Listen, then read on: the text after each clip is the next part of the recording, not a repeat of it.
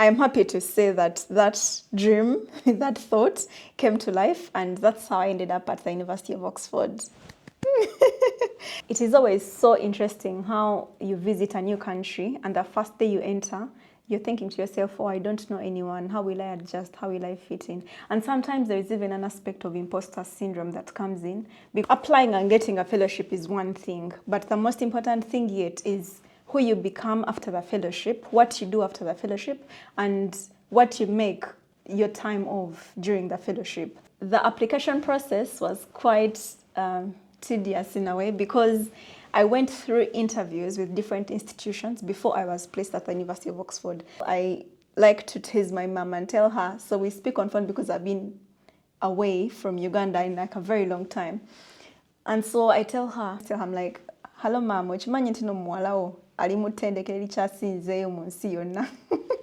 For interpretation of that is that I tell my mom, do you know that your daughter is at the best university in the entire world? And we all laugh.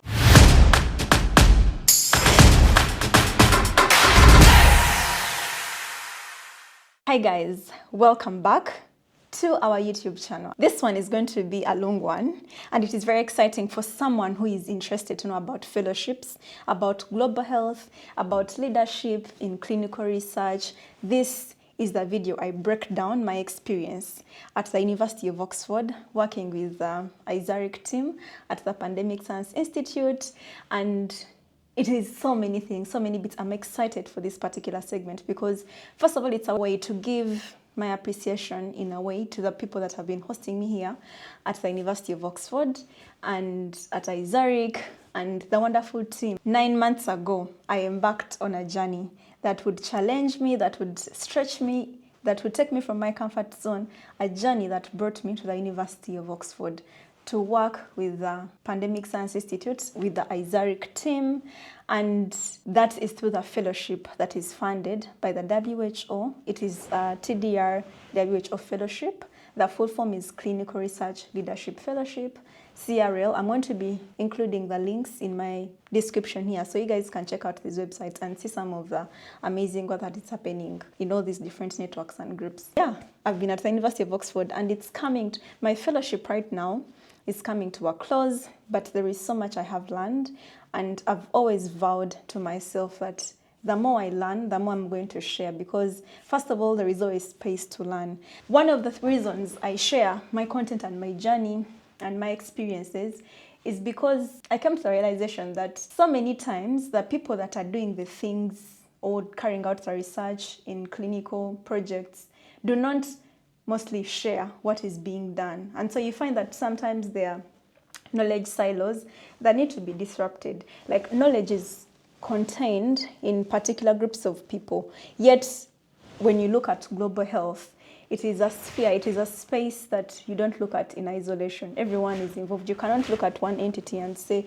this is just for this one category. For example, pandemics do not respect borders at all. You saw that with COVID-19.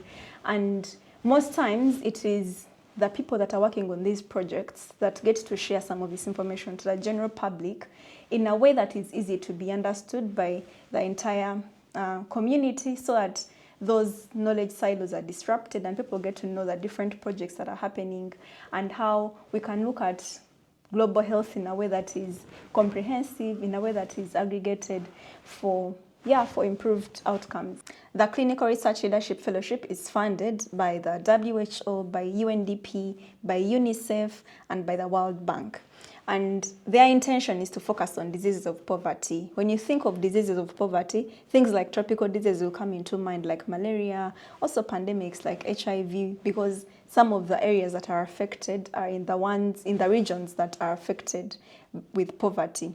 Anyway, so when I got to know of the call of the CRL Leadership Fellowship, I put in my application. And the catch for me was there were different training partnering organizations that take on fellows from these different countries across the low and middle-income countries and host them for at least 1 year. But then that varies depending on the arrangement between the fellow and the hosting institution.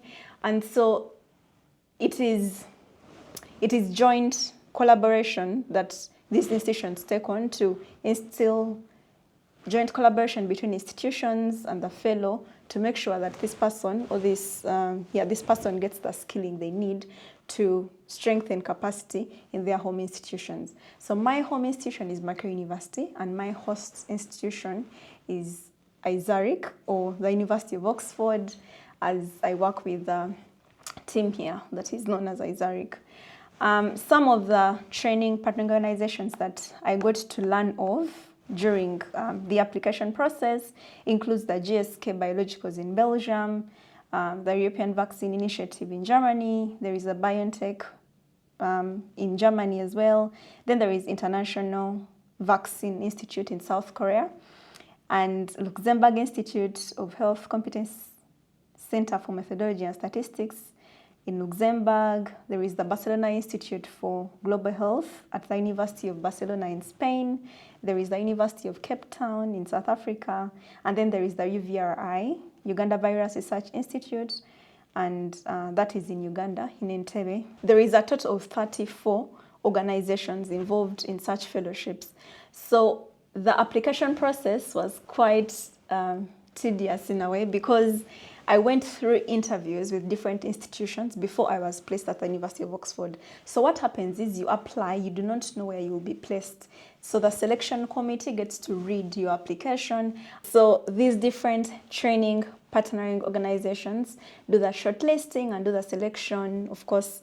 And for me, when I was interviewing for each of these, I was getting like interviews from these different institutions. I was like, why am I interviewing for all these? I thought I was only going to go to one. But at the end of it, when I was thinking about what outcome I'd want from these interviews, I remember saying a prayer. I was like, I would wish to go to the University of Oxford and work with a team at ISARIC to get to learn how they do things there, to get integrated in some of the projects, the work that is happening here. And I'm happy to say that that dream, that thought came to life, and that's how I ended up at the University of Oxford. So once in a while, I like to tease my mom and tell her, so we speak on phone because I've been away from Uganda in like a very long time. Yeah, so I speak to her on video calls and everything. And one of the things I sometimes tell her, I'm like, hello mom, ochimanyi nti no muwala wo ali mu ttendekero likyasinzeeyo mu nsi yonna. For interpretation of that is that I tell my mom, do you know that your daughter is at the best university in the entire world? And we all laugh. What are fellowships anyway? You know, sometimes we might assume that a concept is understood, but let's just clarify in some of these things. I mean, this is not like a comprehensive definition, but I'll try to break it down in the way that is easy for everyone to understand. Fellowships are opportunities that are granted to individuals.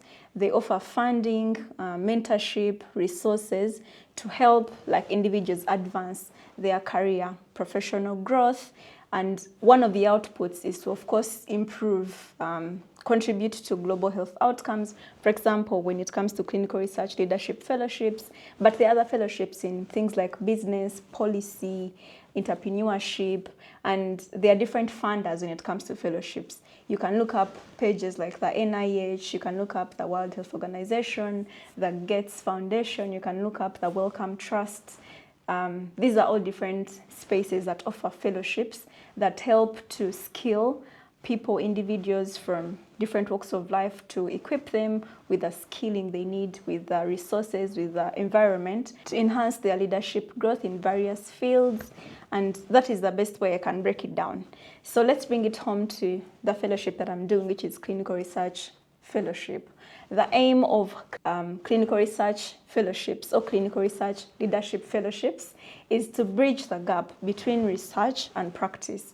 So over time, I've also got to understand that sometimes there is such a big gap when it comes to the research that is being done. For example, in in the laboratories, in different research groups, and there is also like the real world application of such research findings. So to bridge this gap between what research is being done and how is it then applied in some of the spaces that take up the findings and the outputs, and how they can be, how this can shape global health, how this can shape public health policies. So there is a need to bridge that gap and bring awareness to the implementation of such work that is happening.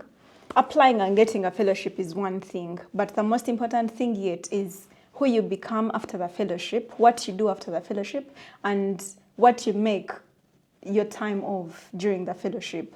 So I find that there are very many positive things I could talk about fellowships and why they're very important. And why do I feel this way about them?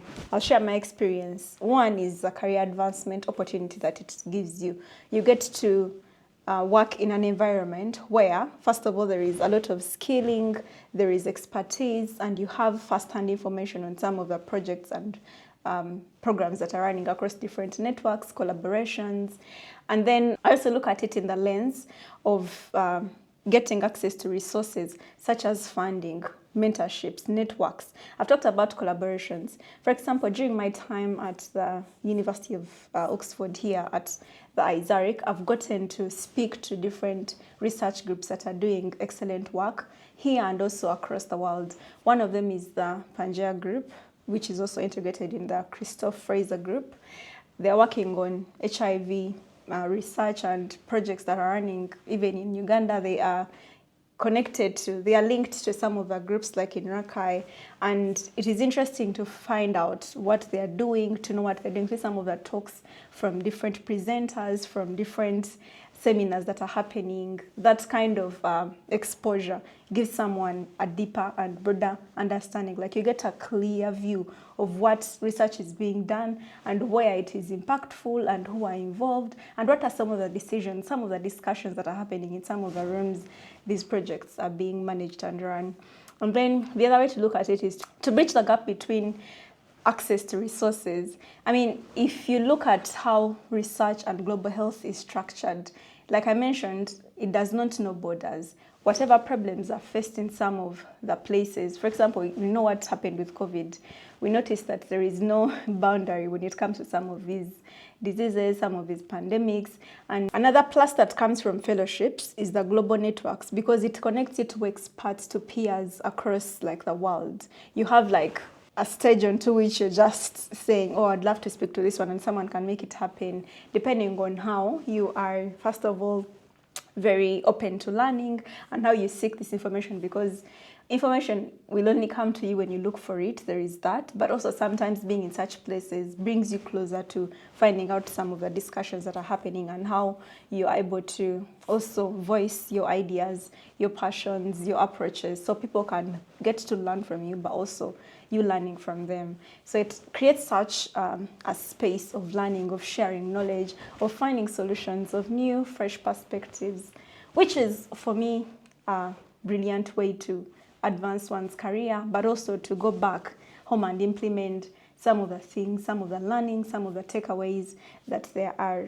Another aspect about fellowships and why they are very important is that they encourage representation of diverse voices. For example, I am from Uganda, and how the research landscape is set up is quite different from what it is here in Oxford. How we approach some of the issues can be slightly different from here, but getting to share my experience from Uganda and also getting to learn, it bridges that gap. It encourages like a representation of like the diverse voices, sharing that experience in some of the practices like data practices, collection methods, how people approach problems and how solutions are come up with. So all these different aspects are very comprehensive in forming someone's ideologies about leadership, about global health, about public policy, about clinical research and all of that. And it is always a very nice platform to take on some of these opportunities and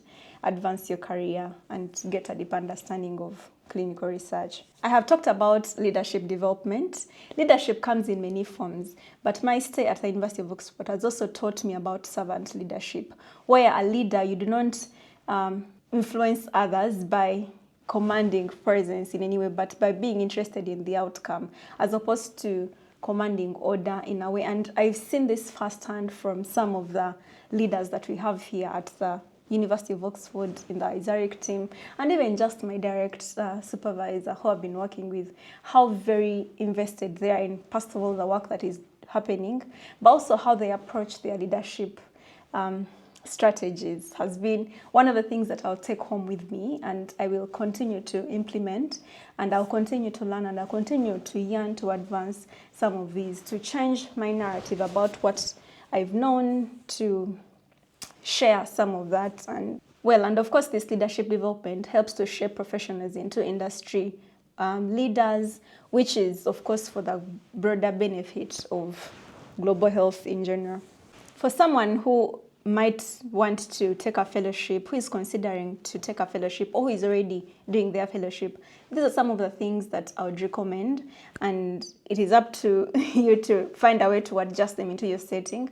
But I think they're quite important to make the absolute best of your stay at any institution, at any organization you're in, and to make sure you're getting the most out of it, but also contributing to some of the work that is happening in those different spaces that you're in. So one is be proactive. Now, I understand that fellowships are a stepping stone to bringing you to such places and opportunities, but it's another thing for you to be on the look for these opportunities, because you'll find that there are different mailing lists that send out some of the talks, the seminars that are happening, and it is upon you to be on the look for some of these things. Talk to people and let them know that you're interested in particular areas. Let them know your interests. Let them know that you're interested to present, share your work, so you can get feedback. What I'm trying to say is that be very proactive in how you approach the fellowship, like have active listening, reach out for opportunities and apply for the different talks that are there, subscribe to the newsletters, get like first-hand information in the time that it comes, so that you're on top of your game, so that you don't miss out on some of those things. But also just caution that, of course, sometimes you can get like information overload. So be sure to check out some of the things that align with a fellowship, or some of the things that align with your career goals and aspirations. Because my experience has been, you cannot exhaust all the resources that there are. You can only take out what is feeding into the things that are speaking to you, to your work, and that are in alignment in where you want to head and where you want to make your impact known and contribute to the different work that is happening. So keep that in mind. And the other thing is build meaningful relationships while you're at these different talks and conferences, and like show interest. First of all, pay attention, but show interest in the work that is being done, and reach out to people, have conversations, get to know what people are doing during like those catch-up times. My experience has been that sometimes you never know who you're talking to in the crowd, like in the audience, you never know who is there. And sometimes you sharing your story with someone can go a long way, and that is how you might share something that they have been interested in for a while, and you're the person who has this information, and that is how collaborations start and build on. So be bold to build meaningful relationships and to carry conversations forward and to follow up. One of the tricks I can give you, before I go for any conference or any talk, I first look at the lineup of who is speaking. And once I look at, okay, there is going to be this speaker and this speaker, what is the theme of this meeting, of this networking? And then I look at whatever work is being done. Does it align with the things I want to do? Is there a person that I would meet at this conference that I would rather, is there someone that I would meet at this conference who would not be easy to meet, like in everyday life? So some of the things you consider to know where you want to go and which conferences, which meetings you want to attend. And it's not the case always, because sometimes you will get to know of a talk that is happening on the day it is happening, and how quick are you. One of the highlights for me during my stay at the University of Oxford, of course there are many, but this one I remember vividly because I got to know of the event for that Global Health Network when they were celebrating the 1 million members. And I was very interested to know what is happening, and I didn't get time to even look through who's going to be speaking. I didn't know who like all these people are, but I saw the email of the person that was coordinating this event, and then I emailed them and told them, hi, I'm getting to know this event that is happening tonight, but I would love to attend. The good thing, it was happening after work at about 5 o'clock, and they were quick to respond instantly and sent me the invitation so I could access the meeting, and I went there. Of course, when I reached, it was like a very large group that was there, and of course different things happening. I was still on time. They had not started the event yet, and in one of the people that I got to speak to at that time was the director. And it's interesting because after that I followed up with an email, and from then we built a rapport, and she connected me to some of the people that she gets to work with. And for me, this is just one of the examples of what do you do when you go for networking events. Like, what are the conversations you're carrying? Do you take time to actually write a follow-up email? It doesn't have to be instant.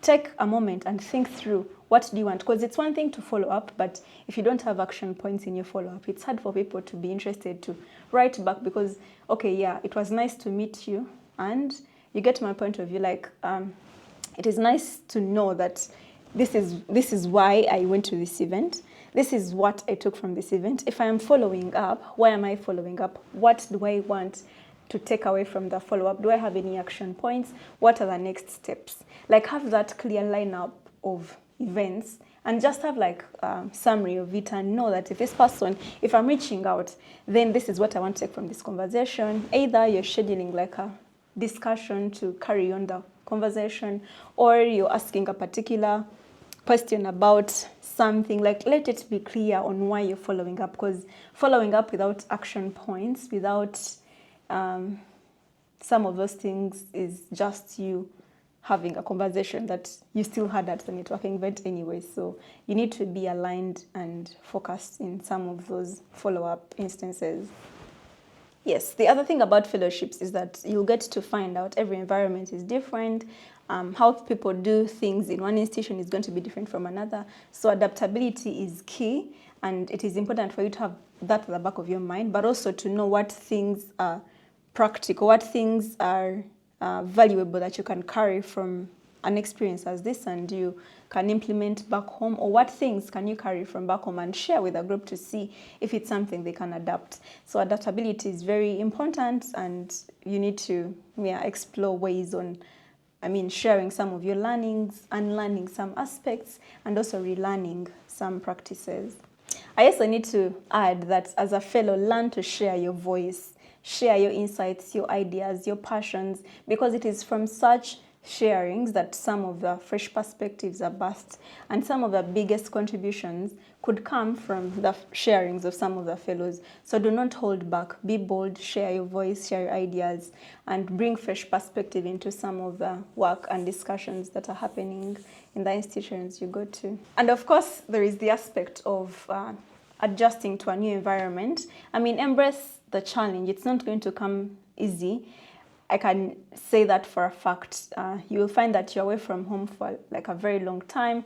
I've personally been away for a decent amount of time, and sometimes you will miss family moments, some of the family traditions, but that's part of, I think, growing up, and it is only right that you learn to adjust, learn to get out of your comfort zone, but also keep in touch like with the people back home, so that you don't kind of get homesick, if that's a thing. But it is a thing, it's a real thing.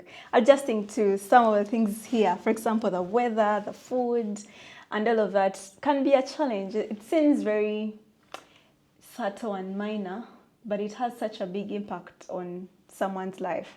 And yeah, there is a challenge in there, but you need to know how to adjust to the new environment, and of course ask for help, because my experience has been that people are always willing to help and to offer advice and any form of help that you might need. So yeah, it's uncomfortable, but I know that it is worth it. I'd also like to talk about how the work environment affects so much about someone's life. If you want to take like a deeper look into it, you spend most of your time at the workplaces that you go to, and that means you go back home either when you're tired or when you're already worn out, like you just want to rest.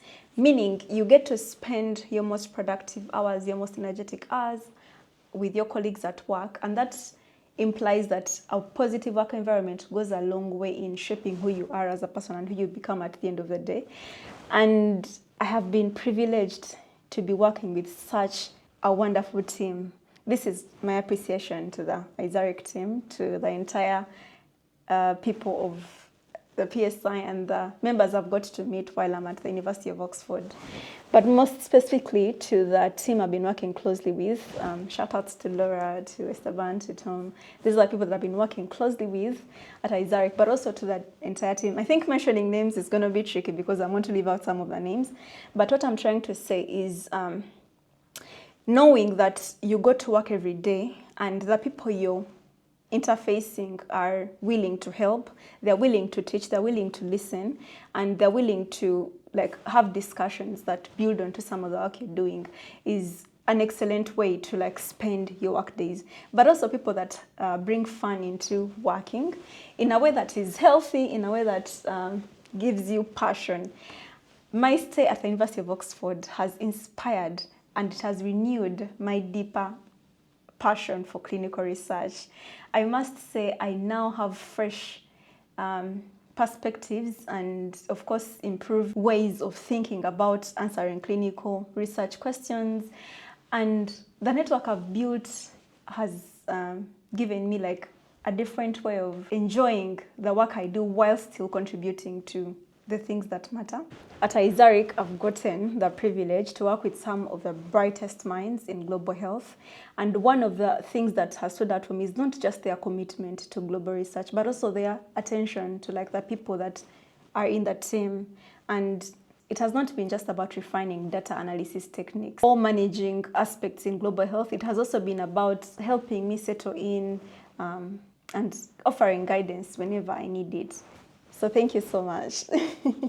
Yeah, so this goes to say a positive work environment fosters collaboration, innovation, inspiration, and it's one thing that spaces and other people can incorporate into their work environment for productivity. It also brings about personal growth in a person because it's like every day you have a renewed passion to show up to work and do your absolute best because of the team you're working with. It is such a free incentive, if I may say, and it goes a long way in helping someone adjust to a new environment. So this is also for me to say thank you, Isaac, for hosting me and for the environment that is so nurturing, that is so amazing that you provided, and other resources that I get to share with my affiliation with the University of Oxford and the Isaac team.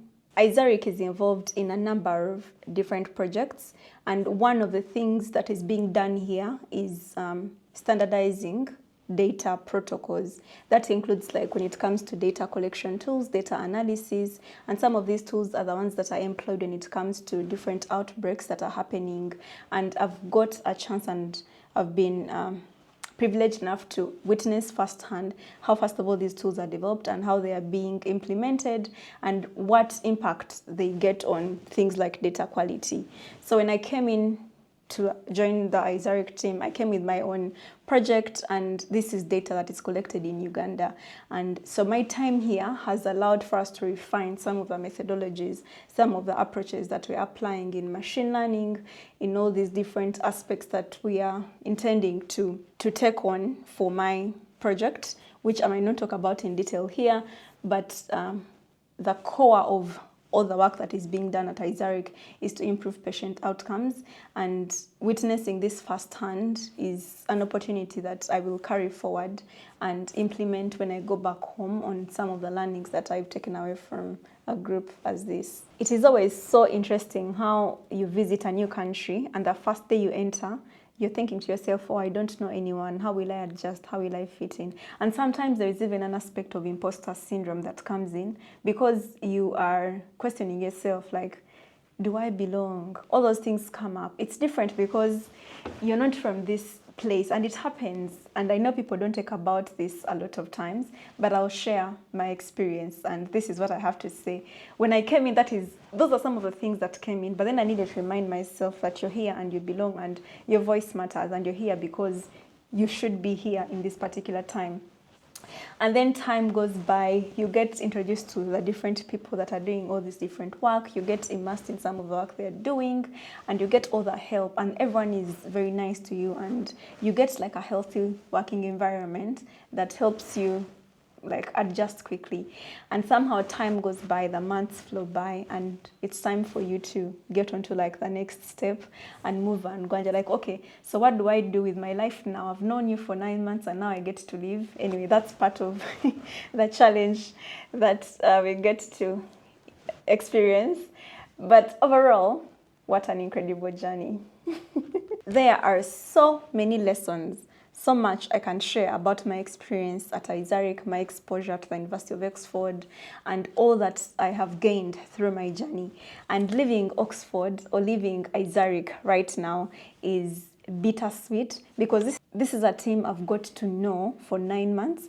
I have got a chance to work with them and see how they do things differently, and of course found synergies in some of my aspirations and the career trajectory that I envision.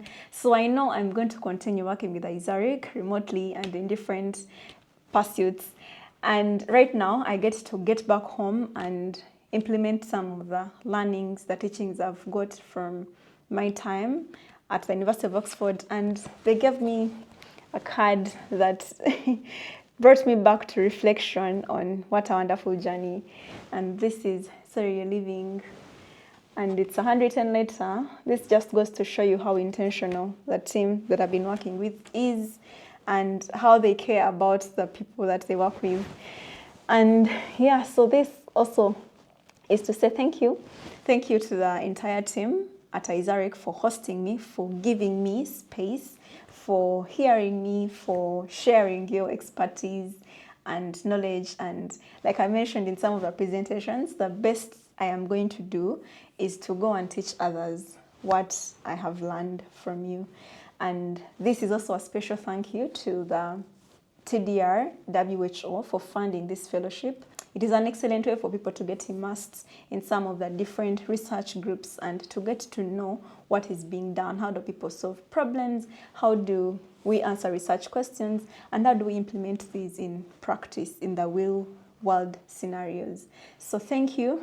Shout outs to Manas, to Daniel, who is always helping us with some of the different aspects that go into it, and to the entire team that have interfaced in University of Oxford, the students, the different fellows. Thank you, thank you, thank you. This has been a life-changing journey for me in my career, in my personal journey, and I am incredibly, incredibly grateful for an opportunity such as this. Thank you for watching this video. I know there is so much that I will share, but stay tuned. We are only getting started. See you in my next video.